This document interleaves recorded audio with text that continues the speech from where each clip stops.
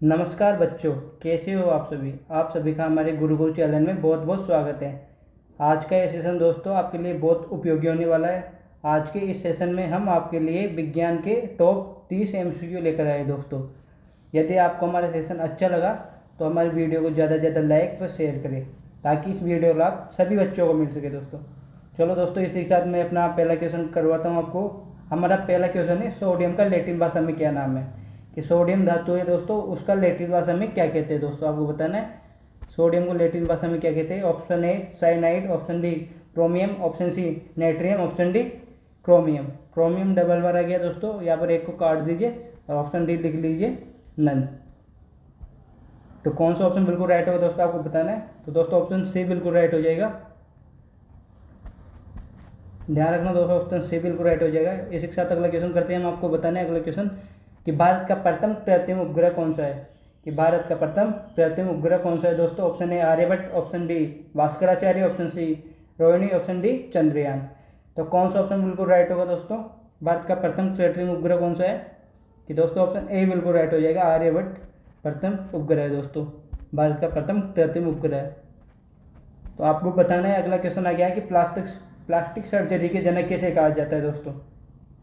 Plastic surgery के जनक किसे कहा जाता है।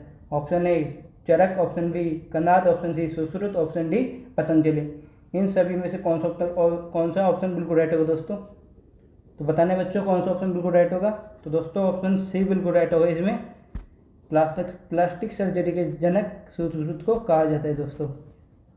चलो इसी के साथ पतंजलि को किसका, योग के जनक किसे कहा जाता है। योग का पिता किसे कहा जाता है, पतंजलि को दोस्तों। चलो इसी के साथ बच्चों अगला क्वेश्चन करते हैं हम। तो आपको बताने बच्चों अगला क्वेश्चन आ गया कि महर्षि कणाद ने परमाणु की खोज कब दी। तो दोस्तों कौन सा ऑप्शन बिल्कुल राइट होगा कि महर्षि कणाद ने परमाणु की खोज कब की। कि ऑप्शन ए 500 ईसा पूर्व, ऑप्शन बी 100 ईसा पूर्व, ऑप्शन सी 460 ईसा पूर्व, ऑप्शन डी 1808 ईसा पूर्व। इनमें से कौन सा ऑप्शन बिल्कुल राइट होगा कि कब की महर्षि कणाद ने परमाणु की खोज। ऑप्शन ए बिल्कुल राइट हो जाएगा। 500 ईसा पूर्व महर्षि कणाद ने परमाणु की खोज की। चलो इसी के साथ अगला क्वेश्चन करते हैं हम। तो दोस्तों आपको बताना है कि वह ताप जिस पर द्रव ठोस में बदल जाता है दोस्तों। इस बात ध्यान, यहाँ पर ठोस नहीं लिखा हुआ, अब मैं लिख देता हूँ कि वह ताप जिस पर द्रव ठोस में बदल जाता है क्या कहलाता है। कि वह कौन सा ताप है जिस पर द्रव ठोस में बदल जाता है, उसे क्या कहते हैं। ऑप्शन ए गलनांक, ऑप्शन बी क्वथनांक, ऑप्शन सी हिमांक, ऑप्शन डी संघनन। इन चारों में से कौन सा ऑप्शन बिल्कुल राइट होगा दोस्तों, आपको बताना है। कौन सा ऑप्शन बिल्कुल राइट होगा दोस्तों। कि दोस्तों ऑप्शन सी बिल्कुल राइट हो जाएगा। वह ताप जिस पे द्रव ठोस में बदल जाता है वह हिमांक कहलाता है दोस्तों। क्या कहलाता है, हिमांक। ध्यान रखना दोस्तों। गलनांक क्या होता है दोस्तों, वह ताप जिस पर कोई ठोस द्रव में बदल जाता है। द्रव में बदलना क्या कहलाता है दोस्तों, गलनांक कहलाता है। क्वथनांक को क्या होता है दोस्तों कि द्रव जब गैस में बदले उसे क्वथनांक कहते हैं दोस्तों। चलो दोस्तों इसी के साथ अगला क्वेश्चन करते हैं। आपको बताना है कि शून्य की जानकारी देने वाले भारतीय गणितज्ञ कौन हुए। कि वह कौन से भारतीय गणितज्ञ है जिन्होंने शून्य की जानकारी दी। Option A Brahmagupta, option B Charak, option C Patanjali, option D इनमें से कोई नहीं। तो कौन सा ऑप्शन बिल्कुल राइट होगा दोस्तों। ब्रह्मगुप्त है दोस्तों, ये ब्रह्मगुप्त नहीं, यहाँ पर प्रिंटिंग मिस्टेक है। तो दोस्तों कौन सा ऑप्शन होगा, ऑप्शन ए बिल्कुल राइट हो जाएगा दोस्तों। ऑप्शन ए बिल्कुल राइट हो जाएगा दोस्तों। चलो दोस्तों इसी के साथ अगला क्वेश्चन करते हैं हम। आपको बताना है अगला क्वेश्चन पतंजलि, अभी अभी मैंने बताया था पतंजलि किसके लिए, योग के जनक। ध्यान रखना है दोस्तों, योग के जनक कौन है, पतंजलि। चलो इसी के साथ अगला क्वेश्चन करते हैं। आपको बताना है बच्चों कि कौन सा पदार्थ कमरे के ताप पर ठोस नहीं है। तो कौन सा पदार्थ कमरे के ताप पर ठोस नहीं है। तो कौन सा ऑप्शन बिल्कुल राइट होगा दोस्तों कि कौन सा पदार्थ कमरे के ताप पर ठोस नहीं है। ऑप्शन ए नमक, ऑप्शन बी फिटकरी, option C oxygen, option D नौशादर। तो कौन सा ऑप्शन बिल्कुल राइट होगा, बताओ इन चारों में से कौन सा ऑप्शन बिल्कुल राइट होगा दोस्तों। और दोस्तों ऑप्शन सी बिल्कुल राइट होगा। ऑक्सीजन गैस के फॉर्म में पाई जाती है दोस्तों, किसके, गैस के फॉर्म में पाई जाती है। इसमें ऑप्शन सी बिल्कुल राइट हो जाएगा दोस्तों। आपको अगला क्वेश्चन बताना है कि सर्वप्रथम परमाणु की जानकारी किसने दी, कि सर्वप्रथम परमाणु की जानकारी किसने दी। ऑप्शन ए चरक ने, ऑप्शन बी कनाद ने, ऑप्शन सी महर्षि ने, ऑप्शन डी सुश्रुत ने। तो कौन सा ऑप्शन बिल्कुल राइट होगा, इन चारों में से कौन सा राइट होगा दोस्तों? तो बच्चों ऑप्शन बी बिल्कुल राइट हो जाएगी। परमाणु की जानकारी किसने दी? कनाद ने। कब दी? 500 ईसा पूर्व में। अभी अभी ऊपर का इससे पहले क्वेश्चन आया था कि कब दी? 500 ईसा पूर्व में सर्वप्रथम परमाणु की जानकारी महर्षि कनाद ने दी। सुश्रुत ने क्या दिया दोस्तों? सर्जरी। सर्जरी के जनक कौन है? सुश्रुत है दोस्तों, इस बात का ध्यान रखना। चलो दोस्तों इसके बाद अगला क्वेश्चन करते हैं कि न्यूट्रॉन की खोज किसने की। न्यूट्रॉन होता है दोस्तों, परमाणु के अंदर न्यूट्रॉन पाया जाता है, उसकी खोज किसने की? तो आपको बताना है, इन चारों में से बताना है किसने की। न्यूट्रॉन की खोजकर्ता कौन है? Option A C V. Raman, option B Rutherford, option C J Thomson, option D James Chadwick. इन चारों में से कौन सा ऑप्शन बिल्कुल राइट होगा? तो दोस्तों ऑप्शन डी बिल्कुल राइट होगा। न्यूट्रॉन की खोजकर्ता कौन है दोस्तों? जेम्स चैडविक होगा दोस्तों। चलो दोस्तों इसी के साथ आपको अगला क्वेश्चन बताना है कि हाइड्रोजन का समस्थानिक कौन नहीं है। तो कौन सा इन चारों में से कौन सा है जो हाइड्रोजन का समस्थानिक नहीं है? Option A protium, option B deuterium, option C tritium, option D nucleus. तो इन चारों में से कौन सा ऑप्शन बिल्कुल राइट होगा?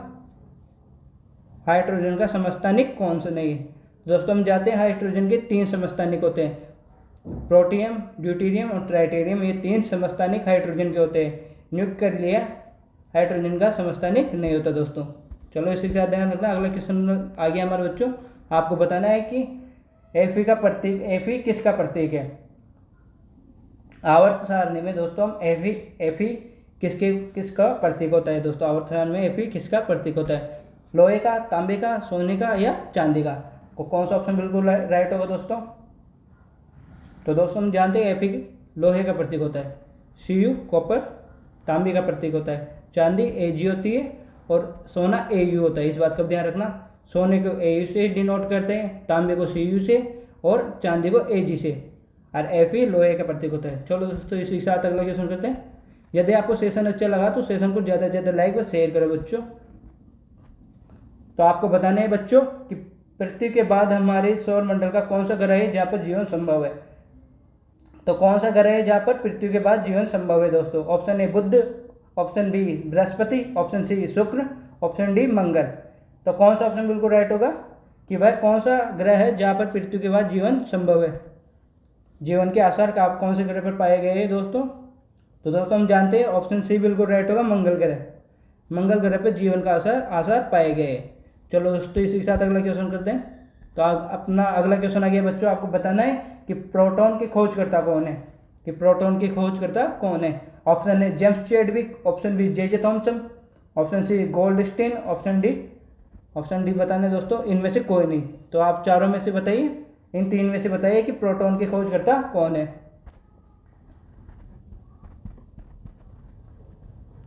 तो बताइए कौन सा होगा बिल्कुल राइट ऑप्शन, कौन सा होगा कि प्रोटॉन की खोजकर्ता कौन है दोस्तों? आपको इसका तो पता होगा दोस्तों, इसमें ऑप्शन सी बिल्कुल राइट है दोस्तों। गोल्डस्टीन प्रोटॉन के खोज करता है। जेम्स चैडविक किसके दोस्तों?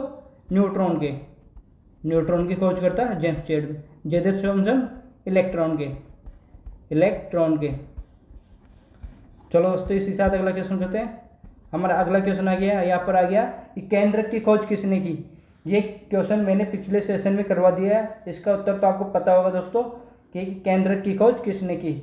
रॉबर्ट ब्राउन, रॉबर्ट हुक, ल्यूकशेक या ऑप्शन डी इनमें से कोई नहीं। इन चारों में से कौन सा ऑप्शन बिल्कुल राइट होगा कि केंद्रक की खोज करता कौन है? तो दोस्तों हम आपको पता होगा ऑप्शन ए बिल्कुल राइट होगा, रॉबर्ट ब्राउन केंद्रक की खोज करता है। चलो अगला क्वेश्चन बताइए आप, मानव शरीर में सबसे लंबी कोशिका का क्या नाम है? कि मानव शरीर की सबसे लंबी कोशिका कौन सी है दोस्तों? आपको बताना है कि मानव शरीर की सबसे लंबी कोशिका कौन सी है। Option A mitochondria, option B lysosome, option C lysosome. ये समान आ गया ऑप्शन दोस्तों, एक को काट दीजिए। ऑप्शन डी तंत्रिका कोशिका। तो कौन सी ऑप्शन बिल्कुल राइट होगा दोस्तों इन चारों में से? तो ऑप्शन डी बिल्कुल राइट होगा दोस्तों, इसमें मानव शरीर की सबसे लंबी कोशिका कौन सी है दोस्तों? तंत्रिका कोशिका मानव शरीर की सबसे लंबी कोशिका है दोस्तों। तो इसी के साथ अगला क्वेश्चन आ गया। तो आपको बताना है बच्चों कि ऑर्थोपोडा वर्ग का जंतु कौन सा है। इन चारों में से कौन सा जंतु ऑर्थोपोडा वर्ग का है? ऑप्शन ए जोंक, ऑप्शन बी फीताकृमि, ऑप्शन सी घरेलू मक्खी, ऑप्शन डी तारा मछली। कौन सा ऑप्शन बिल्कुल राइट होगा दोस्तों इनमें से कि ऑर्थोपोडा वर्ग का जंतु कौन सा है? इन चारों में से कौन सा ऑप्शन बिल्कुल राइट होगा? तो दोस्तों ऑप्शन सी बिल्कुल राइट हो जाएगी इसमें। ऑप्शन सी बिल्कुल राइट हो जाएगा कि ऑर्थोपोडा वर्ग का जंतु कौन सा है? घरेलू मक्खी। हमारे घर में जो मक्खियाँ पाई जाती है वो ऑर्थोपोडा जीव जंतु है दोस्तों। आपको बताना है कि मानव जनन तंत्र में कौन सा हार्मोन पाया जाता है, कि मानव जनन तंत्र में कौन सा हार्मोन पाया जाता है, नर जनन तंत्र में कौन सा हार्मोन पाया जाता है, आपको बताना है। इन चारों में से कौन सा ऑप्शन बिल्कुल राइट होगा? Option A testosterone, option B estrogen, option C progesterone, option D ये सभी। कि नर जनन तंत्र में कौन सा हार्मोन पाया जाता है? कि हम जानते हैं कि नर जनन तंत्र में कौन सा? ऑप्शन ए बिल्कुल राइट होगा दोस्तों। टेस्टोस्टेरोन नर जनन तंत्र में पाया जाता है और स्त्री जनन तंत्र में प्रोजेस्टेरोन और एजेस्ट्रोन पाया जाता है। इस बात का ध्यान रखना। इसी के साथ अगला क्वेश्चन करते हैं। आपको बताना है, हमारा अगला क्वेश्चन आ गया, आपको बताना है कि बल का मात्रक क्या है। बल का मात्रक क्या है? तो option A kilogram metre second, option B kilogram metre second square, option C kilogram metre per second square, option D kilogram metre per second. इन चारों में से कौन सा ऑप्शन बिल्कुल राइट होगा दोस्तों? यहाँ पे सेकेंड स्क्वायर है दोस्तों, स्क्वायर लगा लेना। कौन सा ऑप्शन बिल्कुल राइट होगा दोस्तों? ऑप्शन बी बिल्कुल राइट हो जाएगा। ऑप्शन बी बिल्कुल राइट हो जाएगा, किग्राम मीटर सेकेंड स्क्वायर होगा बल का मात्रक। और एक कौन सा है दोस्तों? न्यूटन। बल को न्यूटन में भी मापा जाता है। किसमें? न्यूटन में। न्यूटन में दोस्तों ध्यान रखना, किस में मापा जाता है बल को? न्यूटन में। चलो दोस्तों इसी के साथ बल की छोटी इकाई को क्या कहते हैं? डाइन। बल की छोटी इकाई क्या कहलाती है? डाइन। आपको पूछ ले डाइन, न्यूटन व किग्रा मीटर सेकेंड स्क्वायर किसका मात्रक है? तो ये तीनों बल के मात्रक है दोस्तों। इस बात का ध्यान रखना। इसी के साथ अगला क्वेश्चन करते हैं। मैं आपको बताना है कि क्रिया प्रतिक्रिया का नियम न्यूटन के कौन से नियम को कहते हैं? कि क्रिया प्रतिक्रिया का नियम न्यूटन के कौन से नियम को कहते हैं? इन चारों में से कौन सा ऑप्शन बिल्कुल राइट होगा आपको बताना है। ऑप्शन ए प्रथम नियम, ऑप्शन बी दूसरा नियम, ऑप्शन सी तीसरा नियम, ऑप्शन डी चौथा नियम। तो दोस्तों हम जानते हैं कि न्यूटन के कितने नियम थे? 3। तो चौथा तो आएगा नहीं इसमें, चौथा तो ऐसे गलत हो गया। तो पहला ऑप्शन पहला नियम किसका था? जड़त्व का। जड़त्व का नियम था।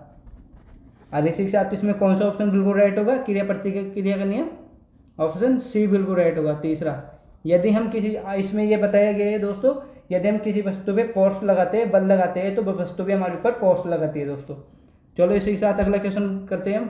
तो हमारा अगला क्वेश्चन आ गया बच्चों, अगला क्वेश्चन आ गया हमारे कि पानी में तैरने के लिए न्यूटन का कौन सा नियम काम करता है। यदि हम पानी में तैरते हैं दोस्तों तो उसके लिए न्यूटन का कौन सा नियम काम करता है? हम न्यूटन के कौन से नियम की पालना करते हैं जब हम पानी में तैरते हैं? ऑप्शन ए प्रथम नियम, ऑप्शन बी दूसरा नियम, ऑप्शन सी तीसरा नियम, ऑप्शन डी कोई नहीं। तो कौन सा ऑप्शन बिल्कुल राइट होगा पानी में तैरने के लिए? तो दोस्तों मैंने बताया था कि यदि हम किसी चीज़ पे फोर्स लगाते हैं तो वो चीज़ में हम पे फोर्स लगाती है। तो इसमें ऑप्शन सी बिल्कुल राइट हो जाएगा। यदि हम पानी को पीछे धकेलते हैं तो पानी भी हमें आगे धकेलता है दोस्तों। चलो इसी के साथ अगला क्वेश्चन करते हैं हम। आपको बताना है कि यदि दो द्रव्यमान के बीच की दूरी दुगनी करने पर द्रव्यमानों के बीच में गुरुत्वाकर्षण बल क्या होगा? यदि दोस्तों ये क्वेश्चन ये बोल रहा है कि यदि कोई दो द्रव्यमान है, दो वस्तुएं रखी हुई है, उन दोनों वस्तुओं के बीच की दूरी को दोगुना कर दिया जाए तो उन दोनों के मध्य गुरुत्वाकर्षण बल में क्या फर्क पड़ेगा? गुरुत्वाकर्षण परिवर्तित रहेगा, गुरुत्वाकर्षण चौथाई हो जाएगा, गुरुत्वाकर्षण आधा रह जाएगा, गुरुत्वाकर्षण दोगुना हो जाएगा। तो कौन सा ऑप्शन बिल्कुल राइट होगा? यदि दो द्रव्यमानों के बीच की दूरी को दुगना कर दिया जाए तो दोनों द्रव्यमानों के बीच गुरुत्वाकर्षण क्या होगा? गुरुत्वाकर्षण अपरिवर्तित रहेगा, चौथाई हो जाएगा, आधा रह जाएगा या दुगना हो जाएगा। तो कौन सा ऑप्शन बिल्कुल राइट होगा दोस्तों? तो हम जानते हैं दोस्तों क्या हो जाएगा? चौथाई हो जाएगा।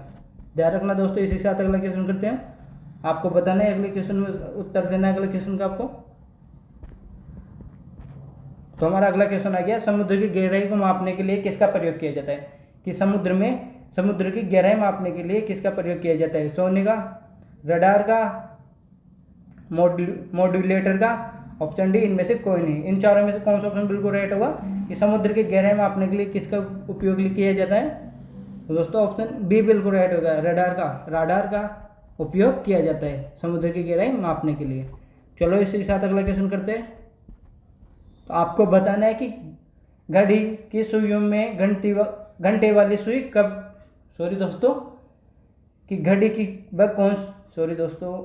घड़ी की सुइयों में घंटे वाली सुई का आवर्तकाल क्या होता है? कि घड़ी की सुइयाँ होती है दोस्तों, उन सुइयों में से घंटे वाली सुई का आवर्तकाल क्या होता है? इन चारों में से कौन सा ऑप्शन होगा? ऑप्शन ए 1 घंटा, ऑप्शन बी 24 घंटा, ऑप्शन सी 12 घंटे, ऑप्शन डी इनमें से कोई नहीं। आवर्तकाल क्या होता है दोस्तों? कि एक चक्कर पूरा करने में घंटे की सुई को कितना समय लगता है? तो हम जानते हैं कितना समय लगता है, 12 घंटे लगते हैं एक चक्कर पूरा करने में। और आपको पूछे कि मिनट वाली सुई का आवर्तकाल क्या होता है? मिनट वाली सुई का आवर्तकाल क्या होता है? हम जानते हैं मिनट वाली सुई का आवर्तकाल 60 मिनट, 1 घंटा होता है, 1 घंटा। और सेकंड वाली का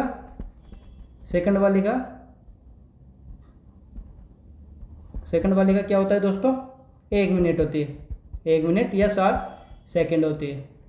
चलो इसी के साथ हम अगला क्वेश्चन करते हैं। आपको ध्यान रखना है कि घंटे वाली सुई का आवर्तकाल कितना होता है घड़ी में? 12 घंटे। मिनट वाली सुई का 60 मिनट या 1 घंटा, और सेकंड वाली सुई का 1 मिनट या 60 सेकंड।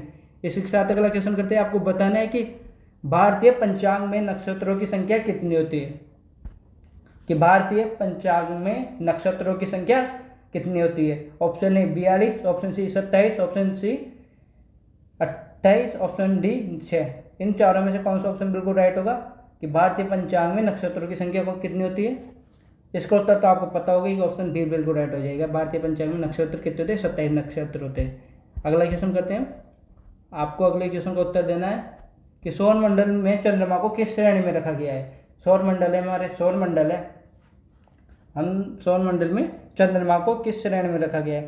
तारे की श्रेणी में, ग्रह की श्रेणी में, उपग्रह की श्रेणी में, उल्कापिंड की श्रेणी में। तो इसका तो पता होगा कि सौर मंडल में चंद्रमा को उपग्रह की श्रेणी में रखा गया है। ये पृथ्वी का एकमात्र कृत्रिम उपग्रह है, प्राकृतिक उपग्रह है। इस बात का तो पता होगा। पृथ्वी का एकमात्र प्राकृतिक उपग्रह कौन सा है? चंद्रमा है दोस्तों। चलो इसके साथ अगला क्वेश्चन करते हैं। आपको बताना है, अगले क्वेश्चन का उत्तर देना है कि भारतीय पंचांग में राशियों की संख्या कितनी होती है? कि भारतीय पंचांग में राशियों की संख्या कितनी होती है? Option A 16, option B 12, option C 11, option D 9। तो ये भी पता होगा दोस्तों, भारतीय पंचांग में राशियों की संख्या कितनी होती है? 12 होती है। चलो दोस्तों इसी के साथ अगला क्वेश्चन करते हैं। आपको बताना है अगला क्वेश्चन कि सौर मंडल का सबसे बड़ा पिंड कौन सा है दोस्तों? ये क्वेश्चन का आंसर तो आपको आता होगा कि सौर मंडल का सबसे बड़ा पिंड कौन सा है? तो ऑप्शन बी बिल्कुल राइट हो जाएगा। इसमें सूर्य सौर मंडल का सबसे बड़ा पिंड है दोस्तों। और सबसे बड़ा ग्रह कौन सा है? बृहस्पति। सबसे बड़ा ग्रह कौन सा है? बृहस्पति। और सबसे छोटा ग्रह कौन सा है दोस्तों? छोटा ग्रह बुध है दोस्तों। बुध सबसे छोटा ग्रह है। और सूर्य के सबसे नज़दीक ग्रह भी कौन सा है? बुध है। चलो इसी के साथ अगला क्वेश्चन करना है। आपको बताना है कि प्रोटीन की कमी से होने वाला रोग कौन सा है? कि प्रोटीन की कमी हो जाती है हमारे शरीर में तो हमें कौन सा रोग हो जाता है दोस्तों? Option A marasmus, option B haemorrhage, option C beriberi, option D इनमें से कोई नहीं। तो कौन सा ऑप्शन बिल्कुल राइट होगा? प्रोटीन की कमी से कौन सा रोग होता है हमें? मेरेस्मस रोग होता है दोस्तों। मेरेस्मस रोग हो जाता है प्रोटीन की कमी से, मेरेस्मस रोग। हेमरेज किसकी कमी से होता है दोस्तों? विटामिन के की कमी से हेमरेज रोग होता है। विटामिन बी की कमी से कौन सा होता है? बेरीबेरी रोग होता है। विटामिन बी की कमी से कौन सा होता है? बेरीबेरी रोग होता है। चलो अगला क्वेश्चन पे आते हैं। तो आपको बताना है कि घेंगा रोग किसकी कमी से होता है? घेंगा रोग किसकी कमी से होता है? ये 4 ऑप्शन है हमारे पास। आपको बताना है कि घेंगा रोग किसकी कमी से होता है? घेंगा रोग। इसे कौन सा रोग और कहते हैं? घेंगा रोग का अन्य नाम क्या है दोस्तों? गलगंड। गलगंड। गलगंड नाम रोग किसकी कमी से होता है? आयोडीन की कमी से, ऑप्शन बी कैल्शियम की, ऑप्शन सी लोहे की, ऑप्शन डी हीमोग्लोबिन। इन चारों में से कौन सा ऑप्शन बिल्कुल राइट होगा कि घेंगा रोग या गलगंड रोग किसकी कमी से होता है? तो आपको पता है गलगंड रोग किसकी कमी से होता है? आयोडीन की कमी से गलगंड नामक रोग होता है।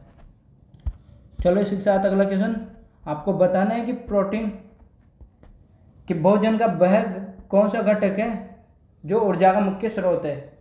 भोजन का वह घटक जिसको ऊर्जा का मुख्य स्रोत माना जाता है, ये कौन सा ऑप्शन बिल्कुल राइट होगा? हमारे शरीर को ऊर्जा किससे प्राप्त होती है आपको ये बताना है। वसा से, प्रोटीन से, कार्बोहाइड्रेट और ऑप्शन डी जल। इन चारों में से कौन सा ऑप्शन बिल्कुल राइट होगा? तो कौन सा ऑप्शन बिल्कुल राइट लग रहा है दोस्तों आपको? कि हम जानते हैं कि कार्बोहाइड्रेट को मुख्य घटक के रूप में माना जाता है। ऊर्जा का मुख्य घटक कौन सा होता है? कार्बोहाइड्रेट। चलो अगला क्वेश्चन करते हैं। इसी के साथ आपको बताना है, अगला क्वेश्चन को उत्तर देना है कि योग के पिता किसे कहा जाता है?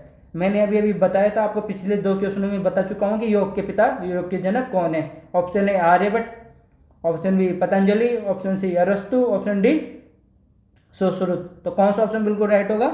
योग के पिता किसे कहा जाता है? तो दोस्तों हम जानते हैं कि पतंजलि को योग के पिता कहा जाता है। शून्य की खोज किसने की?